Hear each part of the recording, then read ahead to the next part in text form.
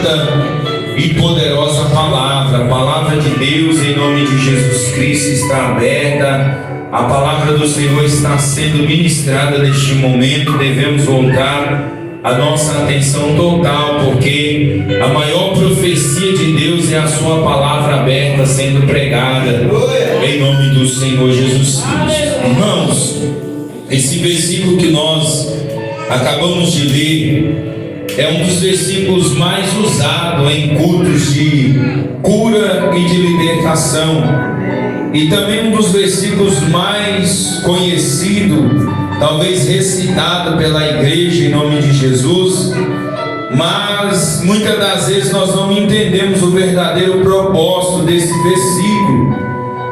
O versículo ele está bem claro em dizer: e conhecereis a verdade, e a verdade vos libertará. Mas a Bíblia nos dá direito, louvado seja Deus, é mais que uma necessidade de nós perguntarmos à Bíblia: que verdade é essa que Jesus ele está mencionando? Que verdade é essa que liberta, que Jesus ele está apresentando aos seus ouvintes, em nome do Senhor Jesus Cristo? Porque nos dias que nós estamos vivendo, irmãos, o engano, a mentira está predominando no meio do povo, está predominando aí fora no mundo. Nós observamos que muito para poder se sair de alguma situação, outros para poder conseguir alguma coisa, usa a mentira como uma ferramenta, talvez para poder adquirir algum benefício, mas nós sabemos que o único benefício que o homem ele pode conquistar é falando a verdade, é vivendo a verdade, é praticando a verdade.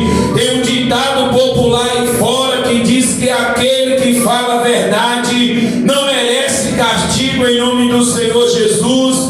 E por mais que muitas das vezes em falar a verdade nós vamos ser prejudicados, talvez nós vamos sofrer, louvado seja Deus, algum tipo de perda, louvado seja Deus, vamos ser lesados em alguns momentos, mas eu quero dizer nessa noite de hoje: a verdade ela tem que estar na sua boca, a verdade ela tem que fazer parte da sua vida, a verdade ela tem que estar contigo aonde você estiver, porque essa é a identidade do verdadeiro cristão. Viver a verdade, falar a verdade, praticar a verdade. Mas a Bíblia nos impulsiona a perguntar o texto: de que verdade é essa que Jesus ele está apresentando aos seus ouvintes? Porque se nós decorrermos dentro desse capítulo inteiro, nós vamos ver que Jesus ele está diante de um debate. Nós vamos ver que o capítulo 8 de João traga uma mulher que é pega no ato de adultério. Essa mulher é jogada aos pés de Jesus, porque a intenção daqueles homens que pegaram aquela mulher não era cumprir a lei, porque a lei dizia que se alguém fosse pego no ato, ou seja, tinha que ser condenado os dois, a punição seria para os dois que seria pego no ato. Eles trouxeram sua mulher, a intenção deles não era cumprir a lei, a intenção deles era pegar Jesus em alguma falha. Eles trazem aquela mulher ali, jogam aos pés de Jesus e coloca Jesus agora contra a parede, dizendo: Senhor, a lei de Moisés diz que se tal for pega no ato, a lei diz que ela tem que ser apedrejada. A Bíblia diz que Jesus, diante daquela situação, ele usa de sabedoria, porque se ele concorda com a lei, logo, louvado seja Deus, o seu propósito de vir à terra e manifestar a sua graça ao mais vil pecador caía por terra. Se Jesus discorda deles ali, louvado seja Deus, Jesus também iria estar cometendo um erro, que era negligenciar a própria lei. Mas o próprio Cristo disse que ele não veio abrogar a lei, ele veio cumprir. Jesus, usando de sabedoria, ele se agachou e começou a escrever na areia. Aleluia. Porque quando nós abrimos Jeremias capítulo 17, versículo 3, está escrito: o Senhor Israel é o seu Deus, não te aparte dele, porque todo aquele que se apartar do Senhor escreverá o seu nome na terra.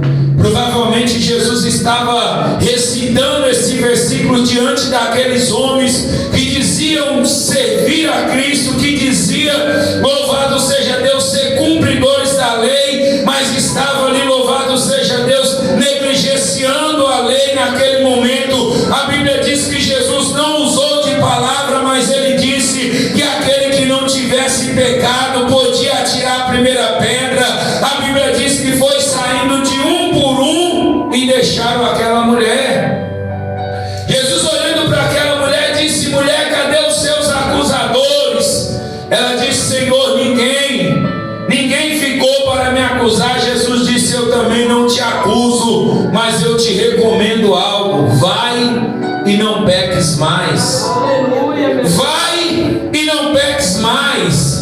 A Bíblia vai dizer, louvado seja Deus, que Jesus, todo o capítulo 8, Jesus está num confronto direto ali com os doutores da lei, com os fariseus ali, louvado seja Deus, até que Jesus começa a trazer essa mensagem ao coração daquele povo, dizendo que se eles estivessem em Jesus, se eles conhecessem Jesus, se eles praticassem a palavra de Jesus, verdadeiramente eles seriam discípulos do Senhor. E Jesus vai recitar esse texto: porque se vós conhecerdes a verdade vos libertará. E se o Filho verdadeiramente te libertar, vós sereis livre. Jesus, ele está, louvado seja Deus, apresentando uma verdade que pode transformar a vida do homem. Jesus, ele está apresentando uma verdade que tem o poder de mudar, louvado seja Deus, a situação de qualquer ser humano na face da terra. Mas entenda uma coisa, ele está dizendo: se vós me conhecer, e se vós praticardes a minha palavra, e se vós estiverdes em mim, a verdade vos libertará e vós sereis livres. Primeiro ponto da mensagem que nós podemos pegar, irmãos: não tem como ser liberto, não tem como experimentar a libertação de Deus sem antes conhecer a Jesus. Muitas das vezes estamos dentro da casa de Deus e confessamos a nossa fé e dizemos que somos cristãos, mas muitas das vezes as nossas atitudes, a nossa postura como cristão revela que de fato não conhecemos quem Jesus é. Porque, irmãos, se nós conhecêssemos verdadeiramente quem é Jesus e o propósito que ele tem nas nossas vidas, irmãos, nós não estaríamos, louvado seja Deus, embaraçados com as coisas do mundo, perdendo tempo com coisas que não edificam, perdendo tempo com coisas, louvado seja Deus, que não traz edificação nas nossas vidas. Se nós conhecêssemos de fato a Jesus, nós estaríamos como Maria estava. A Bíblia diz que Jesus chega na casa de Marta e Maria, enquanto Marta está correndo ansiosa para um lado e para o outro, Maria, sabendo quem Jesus era, a Bíblia diz que Maria vai aos pés de Jesus para poder receber a sua palavra. Aleluia. Irmãos, se nós conhecêssemos a Jesus no profundo, nós não estaríamos perdendo tempo com coisas nesse mundo, em nome de Jesus. Estaríamos aos pés do Senhor Jesus todos os dias, todo o tempo da nossa vida, clamando a Ele, buscando a Ele, porque, irmão, só Ele pode transformar a sua vida, só Ele pode libertar a sua vida, só Ele pode curar. Ele mesmo disse: eu sou o caminho, eu sou a verdade, eu sou a vida, ninguém vai ao Pai se não for por mim. Jesus é o único mediador, Jesus é o único intercessor entre eu e o Pai. Você só consegue acessar o Pai através de Jesus. Não tem como conhecer a Deus sem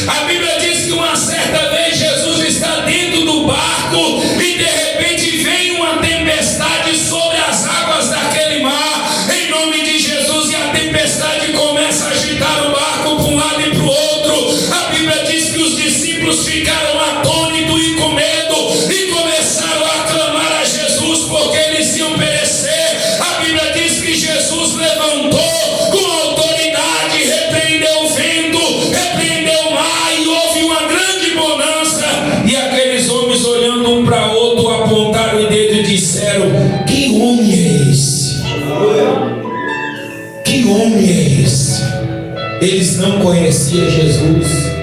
Andava com Jesus, comia com Jesus, dormia e acordava. Durante 3 anos e meio fizeram parte da vida e do ministério de Jesus, e ainda em seus corações eles não conheciam de fato quem Jesus era. Eles olharam um para o outro e disseram: que homem é esse que até o mar e o vento lhe obedece? Porque não conhecia de fato quem era Jesus. E aqui, irmãos, eu trago, louvado seja Deus, uma palavra de Deus aos nossos corações. Se verdadeiramente nós queremos libertação, se verdadeiramente nós queremos a transformação da nossa casa, a nossa família salva diante do altar de Deus, o primeiro passo que eu tenho que dar, louvado seja Deus, é procurar saber quem é Jesus, é conhecer Jesus de fato, porque no dia que você conhecer quem Ele é, você vai ver que esse problema que te assola, essa dificuldade que te aflige diante dele não é nada. Em nome de Jesus. Por que muitas das vezes, em meio, irmãos, às dificuldades que vêm sobre nós, nós entristecemos, nós desanimamos, outros voltam para trás, desistem no meio do caminho, abandonam a caminhada? Isso mostra claramente que essa pessoa nunca conheceu Jesus, nunca de fato teve um encontro verdadeiro com Deus, irmãos, porque a minha Bíblia, quando nós vamos meditar nela, em nome de Jesus, eu não vejo, louvado seja Deus, escrito em lugar nenhum, um homem ou uma mulher que cruzou o caminho de Jesus, que teve uma experiência com Jesus e não teve a sua vida transformada. Muitos largaram tudo para seguir a Jesus, porque de fato entenderam quem Ele era. Muitos largaram riqueza, ligaram fazenda, assim como Zaqueu, aquele homem publicano, quando ele conhece Jesus, quando ele tem um encontro com Jesus, ele diz: Senhor, se eu defraudei alguém, eu vou restituir, e metade do que eu tenho eu vou dar aos pobres, porque é melhor estar com o Senhor, é melhor andar contigo, é melhor viver contigo do que todas as riquezas do mundo em minha mão. E muitas das vezes, irmãos, nós achamos que conhecemos a Jesus, e a Bíblia em si, ela prova, ela mostra para mim e para você que de fato nós precisamos conhecer mais o nosso Senhor, precisamos conhecer mais o nosso Mestre. E observa, irmãos, que isso aqui é importante, porque qual é a prova que nós vamos dar para o mundo, louvado seja Deus? Qual é a maneira que nós vamos testificar ao mundo desse Jesus que nós pregamos? Imagina se uma pessoa te parar na rua sabendo que você é um cristão, e ela querer saber de você quem é Jesus. Quem é esse Jesus que vocês pregam? Quem é esse Jesus que vocês tanto falam? Quem é Ele? Irmãos, qual seria a nossa explicação para essa pessoa? O que nós iríamos fazer para convencer ou para tentar colocar no coração daquela pessoa quem é Jesus? Só existe uma maneira de mostrar quem é Jesus lá para o mundo. Louvado seja o nome do Senhor. A nossa própria vida, a sua vida, o seu testemunho com Cristo fala. Louvado seja Deus diretamente do quem Ele é. Louvado seja Deus, porque, irmãos, vale mais um testemunho lá fora do que 1000 palavras pregadas dentro da igreja, porque nós estamos vivendo uma geração de homens que pregam bem, de homens que conhecem a teologia, conhecem a hermenêutica, mas quando sai lá fora, envergonham o nome do Senhor com as suas atitudes. Agora, quando a pessoa olha para você e vê algo diferente, automaticamente não precisa você pregar, ela vai dizer verdadeiramente: esse Jesus que vocês tanto falam, Ele existe, porque verdadeiramente Ele transformou a sua vida. Aleluia! O seu testemunho fala mais do que a sua pregação. O seu testemunho de vida, a maneira lá fora, irmãos, dentro da igreja, irmãos, louvado seja Deus, é fácil nós sermos cristãos. Em 2h30 de culto, louvado seja Deus, é fácil nós mostrarmos uns aos outros que somos cristãos, que somos libertos, que somos transformados, que fomos alcançados pelo poder do Evangelho. Irmãos, nem todo mundo que está dentro da igreja foi alcançado pelo Evangelho, nem todo mundo que está dentro da igreja é transformado pelo Evangelho. O que tem de gente convertida dentro da igreja e não convertida, em nome de Jesus, porque não conhece a verdade, porque no dia que a verdade cruzar o seu caminho, ela tem que mudar. Aleluia, meu Deus. Tem que haver transformação, irmãos. É culto de cura e de libertação.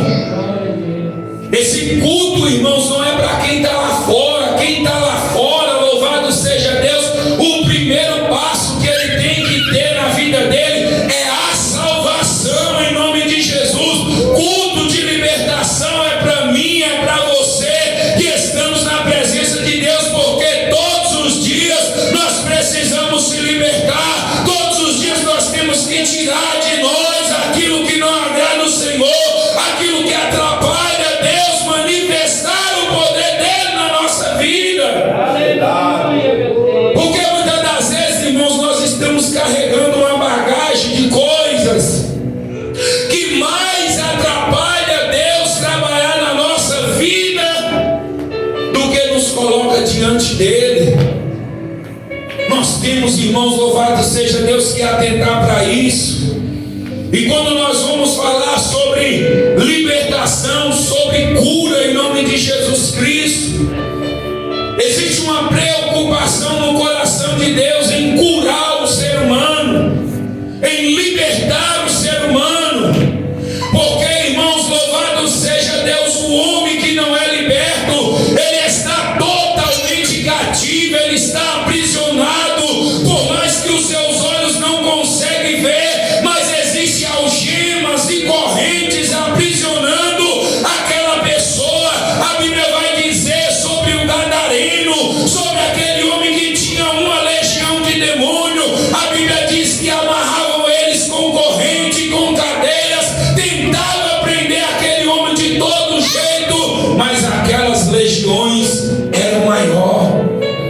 O que tem de pessoas, irmãos, que estão possessas de demônio, o que tem de pessoas que você vai conversar com ela, você sente na respiração dela que ela está carregada de demônio. Você começa a falar de Jesus, ela começa a ficar ofegante, ela começa a suar a testa, começa a suar a mão. Aquilo ali, irmãos, é potestade de demônio, é legiões de demônio que está naquela pessoa, e nós precisamos estar na posição, nós precisamos estar cheio do poder, cheio da presença de Deus, para que Deus possa nos usar na libertação. Aleluia. Agora, como que Deus vai me usar na libertação se eu também estou precisando dela? Isso é hipocrisia, irmãos. Como que Deus vai me usar na libertação se eu estou precisando ser liberto? O problema de hoje, irmãos, é que nós estamos vivendo um tempo, uma geração de pessoas que querem te ensinar a fazer as coisas, mas elas não estão vivendo aquilo que elas ensinam. O que nós estamos vivendo hoje é uma geração, louvado seja Deus, de pessoas em nome de Jesus Cristo que tem toda a sabedoria e o conhecimento para poder ensinar, mas não tem sabedoria para viver, louvado seja Deus, a palavra do Senhor como ela é. Deus, ele é o mais interessado em libertar o homem. Deus, ele é o mais interessado em curar o homem. Qual que é a origem, louvado seja Deus, do pecado, irmãos? O que aprisiona o homem hoje, louvado seja Deus? Existem dois tipos de prisão. Existe aquela prisão física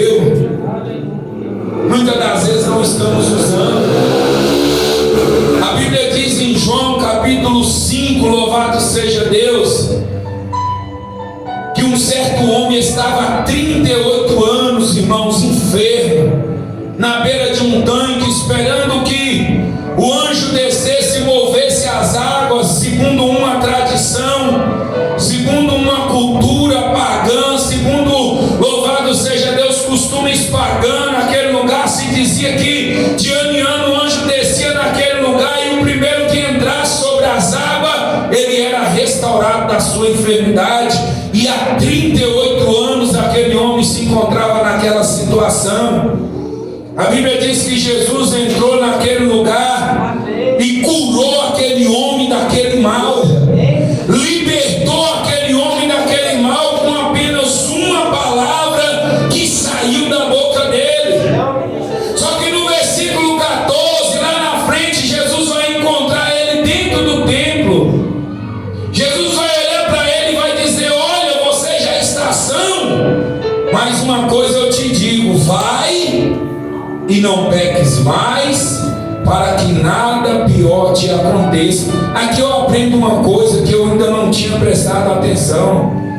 Você sabia que uma das maiores partes da enfermidade que o ser humano sofre não é causada muitas das vezes por doenças? É pecado.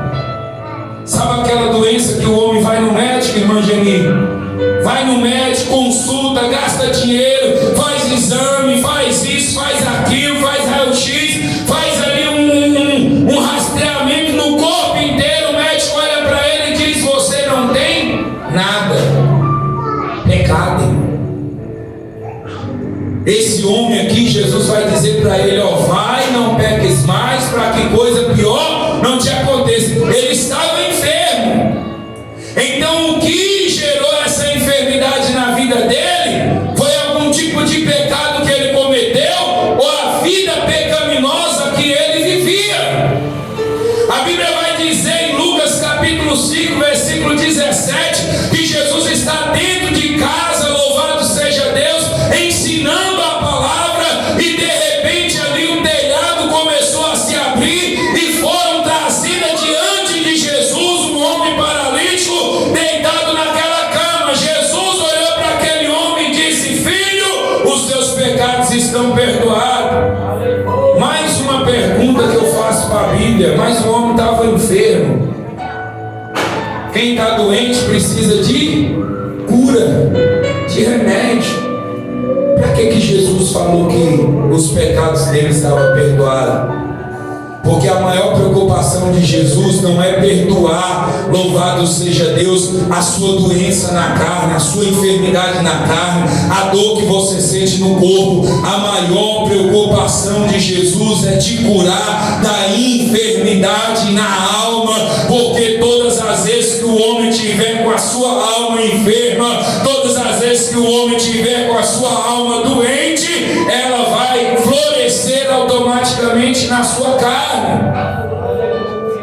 Qual que é o diagnóstico de câncer, irmãos, de tantas doenças malignas que está tendo aí?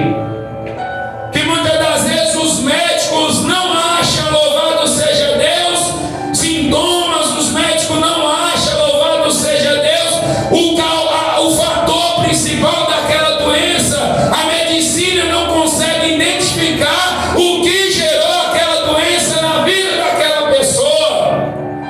Pecado. Você sabia que uma vida amargurada, uma pessoa que não perdoa, uma pessoa que não libera perdão, é possivelmente confirmado que aquela pessoa ela pode atrair muitas doenças para a sua vida? Uma falta de perdão, um perdão que você não libera.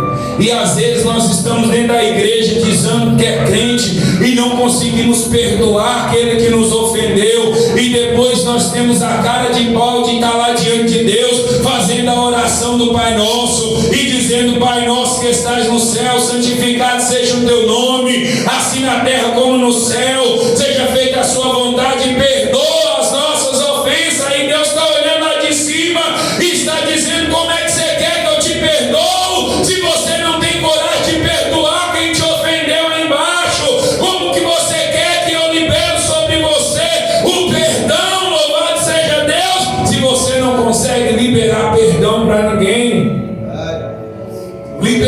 manifestação, irmãos, não é só colocar a mão na cabeça da pessoa e a pessoa cair possessa de demônio. Muitas das vezes nós não vamos ver essas manifestações diabólicas dentro do culto, mas às vezes está lá impregnada na vida daquela pessoa, está lá num cantinho escondido, e muitas das vezes nós precisamos ter a direção, ter o discernimento de Deus para entender, louvado seja Deus, o que é que está causando aquele problema, o que é que está gerando aquele problema na vida daquela pessoa.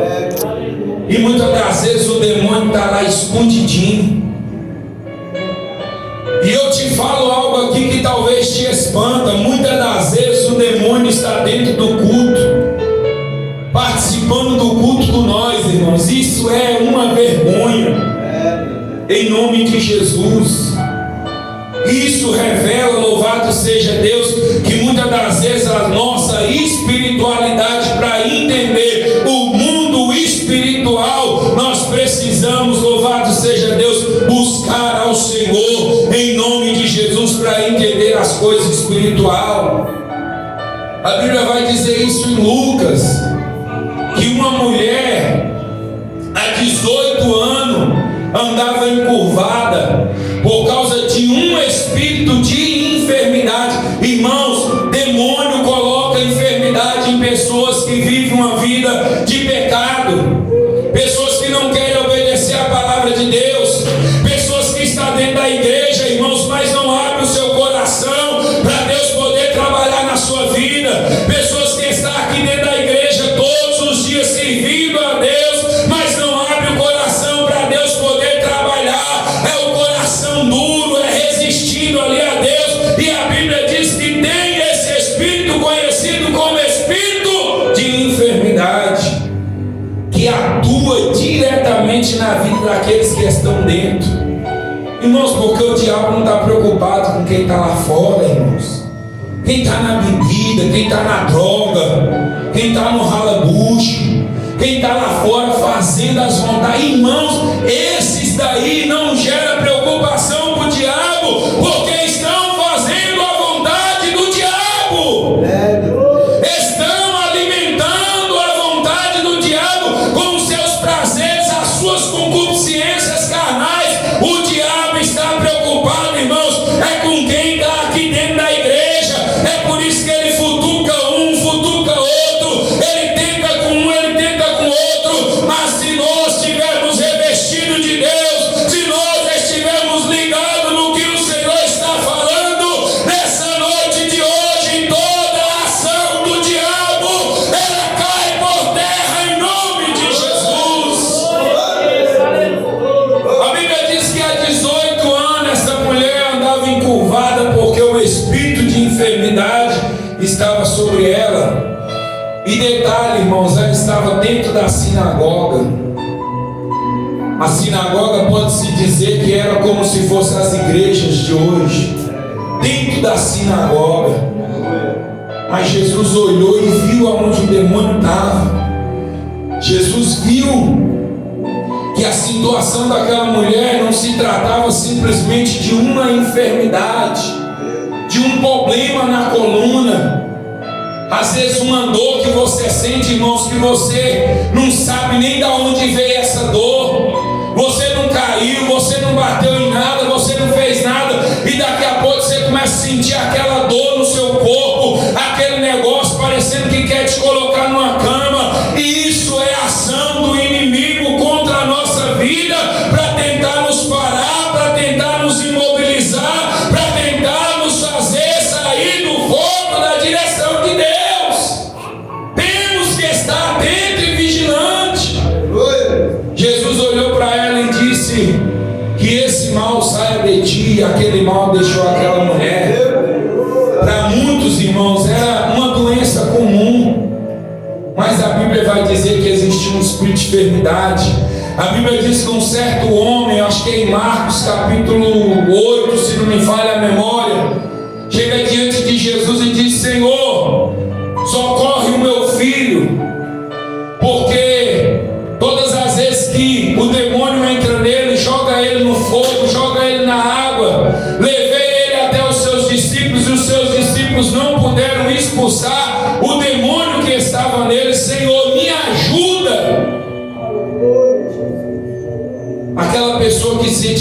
ataque epilético, que cai no chão, se debatendo.